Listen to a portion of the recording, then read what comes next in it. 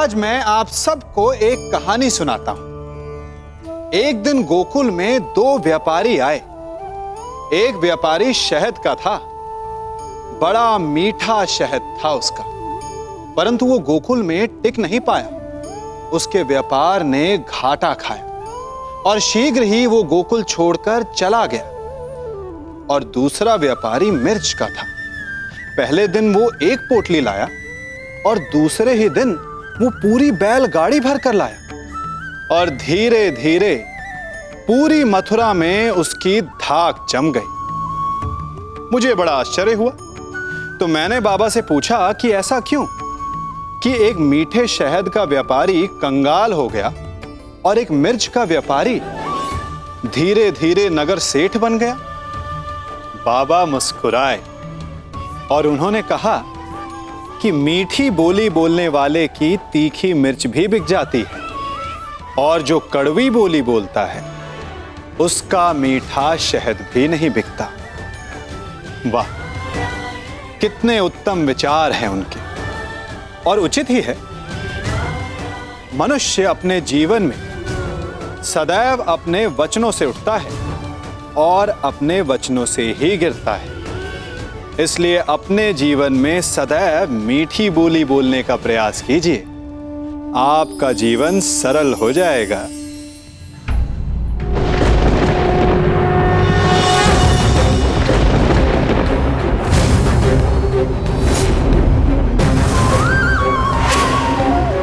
मुझे ऐसा करने पर विवश मत कीजिए गंगा पुत्र। मैं आपका वध कर सकता हूं और ऐसा करने के लिए मुझे शस्त्र उठाने की आवश्यकता नहीं, केवल ये चक्र ही पर्याप्त है।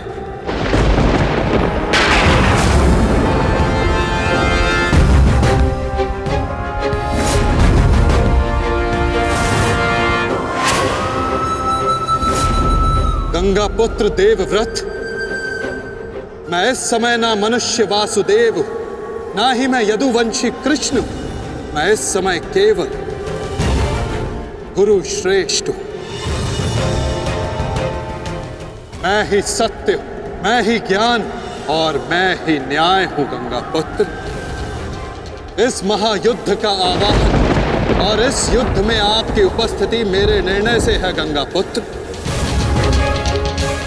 आपका जीवन मेरे निर्णय, मेरी इच्छा से था और अब आपकी मृत्यु मेरे अधीन है।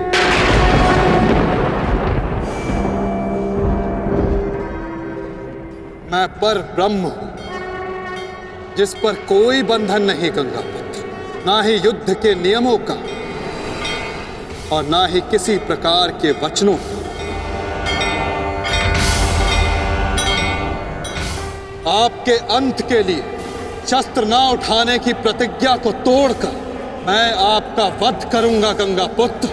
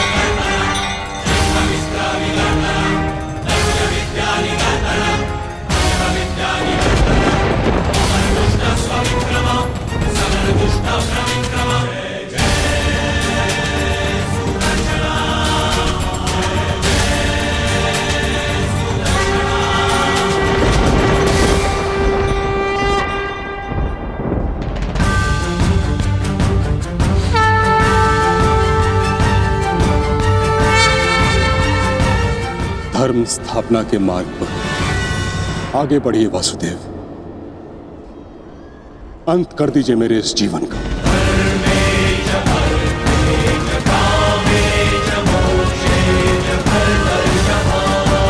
मैं स्वयं को आपको समर्पित करता हूं।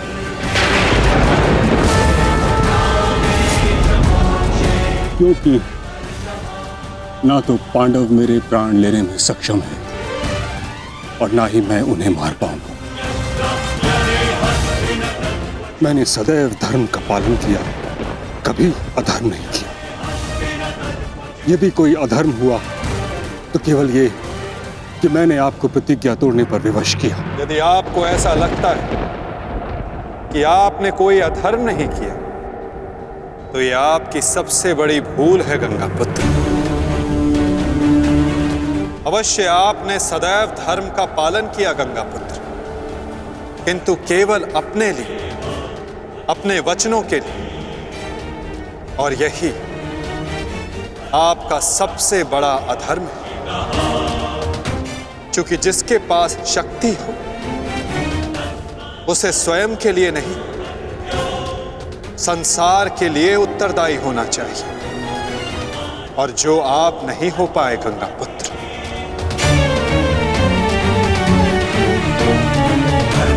और आपका तथाकथित धर्म ही आपका अज्ञान, आपका सबसे बड़ा शत्रु और अधर्म बन गया। किंतु वासुदेव, मैंने तो सदैव वही किया जो मेरी अंतरात्मा ने कहा। तो क्या इस धर्म युद्ध में अधर्म के पक्ष से लड़ने की अनुमति भी आपको आपकी अंतरात्मा ने दी गंगापुत्र?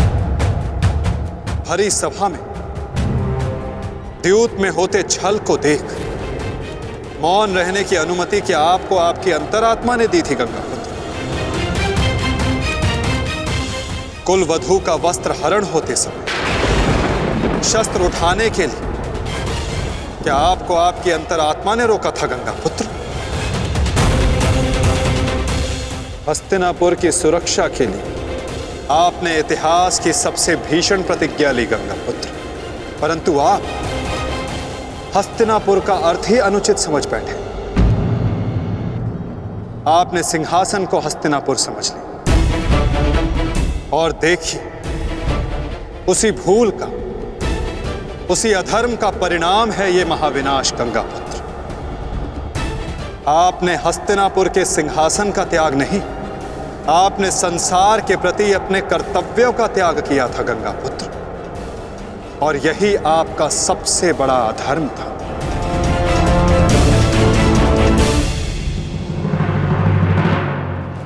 परिवर्तन ही संसार का नियम है गंगापुत्र, और संसार के कल्याण और उत्थान के लिए ऋतुएं भी स्वयं को परिवर्तित करती हैं, परंतु आपने परिवर्तन को नहीं स्वीकारा।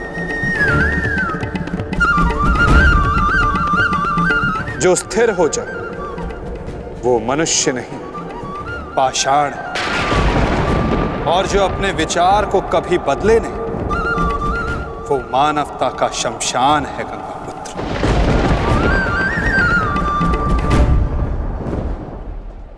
अपने कर्म के प्रति सजग ना रहना सबसे बड़ा अधर्म होता जो आपने किया गंगापुत्र, और यही इस महायुद्ध, इस महाभारत के होने का कारण बना।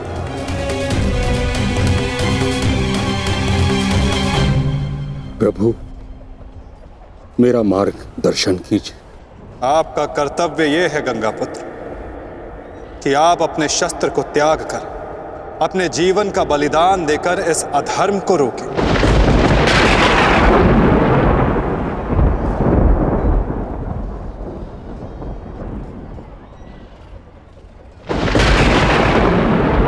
ठीक कहा वासुदेव। कदाचित मेरा अंत ही इस समस्या का समाधान है। आज जबकि मुझे अपनी भूल का भान हो गया है, मैं अपना प्रारब्ध स्वीकार करने के लिए तैयार हूं।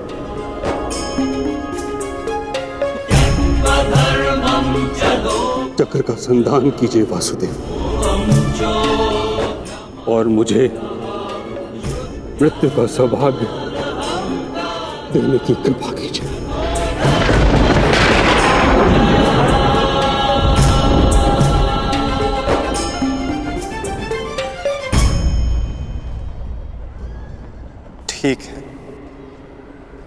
यदि आपकी इच्छा ये मृत्यु पाने की है तो मैं अपनी प्रतिज्ञा को तोड़कर तुम्हें मुक्त करता हूं गंगा पुत्र।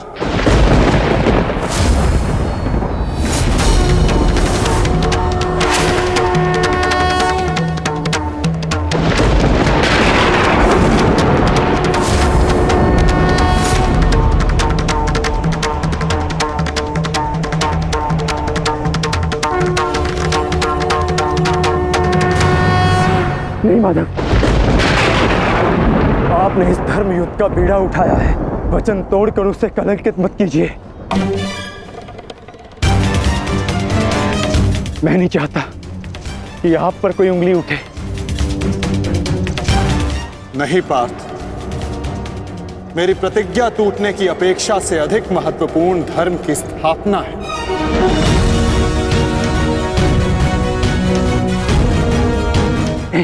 नहीं माधव, नहीं। आपने ही बारब्रीक को वीर गति दी है माधव, ताकि इस युद्ध से जुड़ी प्रतिज्ञाएं, वचन और प्रारब्ध भंग ना हो सके।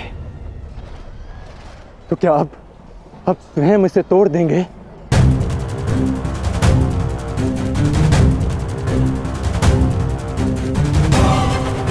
आप मुझे एक अवसर और दीजिए माधव। मैं अपने संपूर्ण मनोबल और कौशल से यह युद्ध करूंगा। जब तक मेरे शरीर में रक्त की एक बूंद भी बहेगी, मैं अपने मन में भावनाओं को नहीं बहने दूंगा माधव।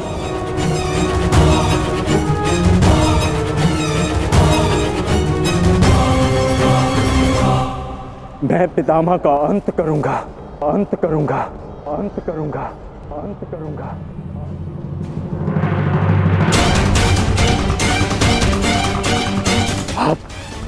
आप ये चक्र छोड़ दीजिए माधव,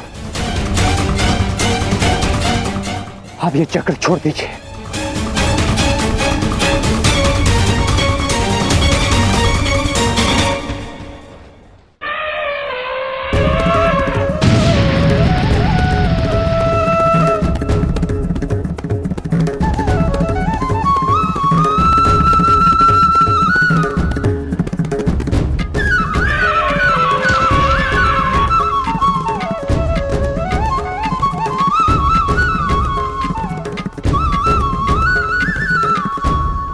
उठो पार्थ।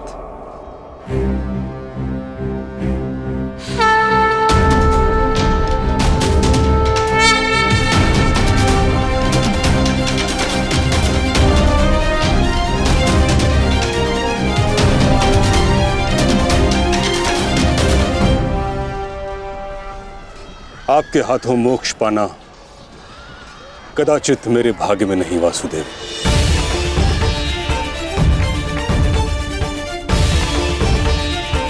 नहीं गंगा पुत्र, आपका वध करना मेरा प्रारब्ध ही नहीं था, अर्जुन का प्रारब्ध है। और मैंने ये चक्र संधान केवल इसलिए किया ताकि मैं अर्जुन को दिखा सकूं कि आपका भी वध करना असंभव नहीं।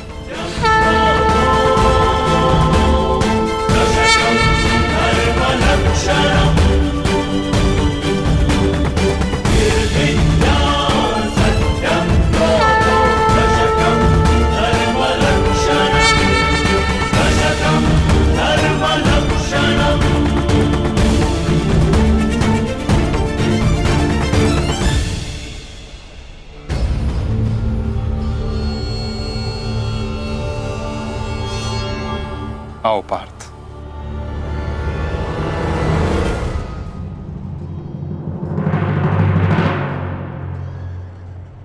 पुत्र अर्जुन, युद्ध आरंभ करें। मैं सज्ज हूं पितामह।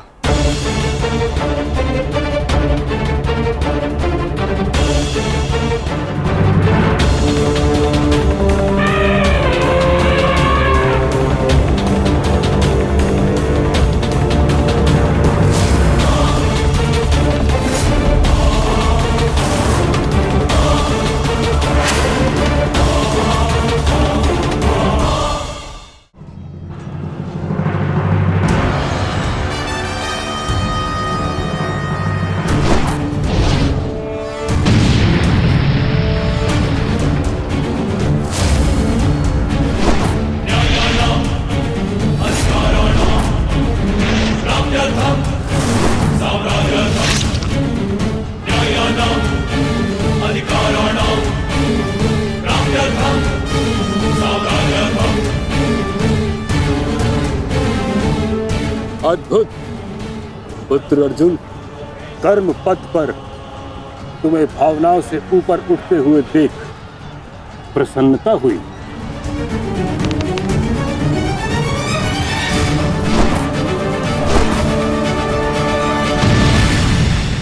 जब तक महामहिम के हाथ में शस्त्र हैं, उनके प्रहार की धारा कोई नहीं रोक सकता और ना ही उन्हें कोई निरस्त्र कर सकता है।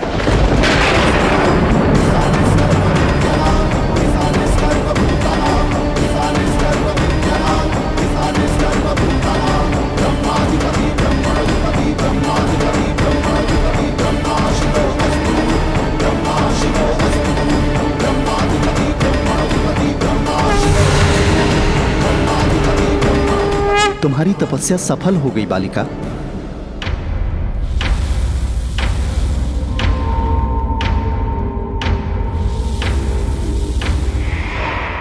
मांगो, क्या मांगना चाहती हो? गंगा पुत्र भीष्म का नाश। किंतु गंगा पुत्र का वध मेरे वश में भी नहीं है शिखंडिनी। परंतु अपने जीवन का अंत तो मेरे वश में है ना। 2 बार मैं अपना जीवन त्याग कर चुकी हूं। इस बार भी मैं फिर जन्म लूंगी और अगले जन्म में भीष्म का अंत करने आऊंगी।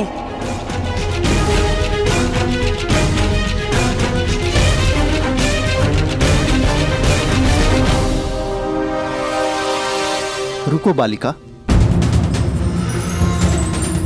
तुमने इतनी कठोर तपस्या की है, हमें बताओ तुम्हारी समस्या क्या है?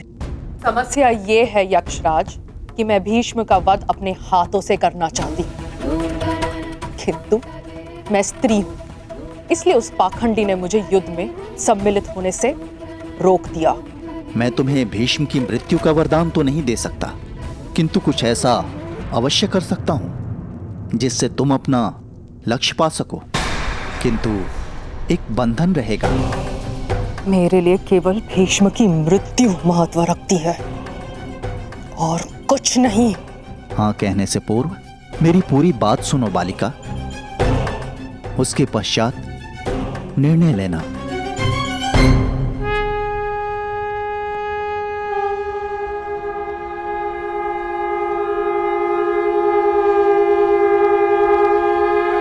पुत्र अर्जुन, आज तुम कुशलता पूर्वक लड़े, परंतु मेरे वध के लिए यह पर्याप्त नहीं। हाँ, क्योंकि महामहिम के पास तुम सबके नाश के लिए पर्याप्त अस्त्र है धनुर्धारी अर्जुन।